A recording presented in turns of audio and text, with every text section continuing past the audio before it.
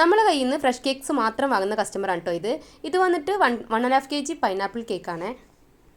Decoration നമ്മുടെ ഇഷ്ടത്തിന് ചെയ്യാനാണ് കേട്ടോ പറഞ്ഞിട്ടുണ്ടായിരുന്നത്. പക്ഷേ അതൊന്നുമല്ല കാര്യം. ഇത് ക്രം കോട്ട് ചെയ്ത് വെക്കണ വരെ എനിക്ക് യാതൊരു കുഴപ്പമുണ്ടായിരുന്നില്ല. ഇതിൻ്റെ ഫൈനൽ കോട്ട് പിറ്റത്തെ ദിവസം ചെയ്യുന്ന ടൈമിൽ നല്ല ബോഡി പെയിനും ഒരു പനി വരുന്ന ലക്ഷണമായിരുന്നു കേട്ടോ. അപ്പോൾ ഒരു ഗുളികൊക്കെ കഴിച്ചിട്ടാണ് ഈ ഒരു ഡെക്കറേഷൻ ഞാൻ ചെയ്തുകൊണ്ടിരിക്കുന്നത്. എൽസ തീമിലാണ് കേട്ടോ ഞാൻ ഈ ഒരു ഡെക്കറേഷൻ ചെയ്യാനായിട്ട് വിചാരിച്ചിട്ടുണ്ടായിരുന്നത്. പക്ഷേ കിട്ടിയ എൽസ വളരെ കുഞ്ഞതായിരുന്നു കേട്ടോ. അപ്പോൾ അതുകൊണ്ട് തന്നെ ഞാൻ സിൻഡർലയിലാണ് കേട്ടോ വെച്ചിരിക്കുന്നത്. ഇത് വെക്കുന്ന ടൈമിൽ സിൻഡർലയാണോന്നൊന്നും എനിക്കറിയില്ലായിരുന്നു. ഇത് എഡിറ്റ് ചെയ്യുന്ന സമയത്താണ് മോള് പറഞ്ഞത് ഇത് സിൻഡർലയാണ് എന്നുള്ളത്. ഇപ്പോൾ കണ്ടുകൊണ്ടിരിക്കുന്ന പ്രക്രിയ എന്താണെന്ന് വെച്ചാൽ ബാർബി ഡോളിൻ്റെ ആ ഒരു ഫ്രോക്ക് വരക്കണ നോസിലുണ്ടല്ലോ അത് വെച്ചിട്ടാണ് ഞാൻ ആദ്യം ട്രൈ ചെയ്തിട്ടുണ്ടായിരുന്നത്. ഒരു 3-4 പ്രാവശ്യം ട്രൈ ചെയ്തിട്ട് അവസാനം അതൊന്നും ശരിയായില്ല.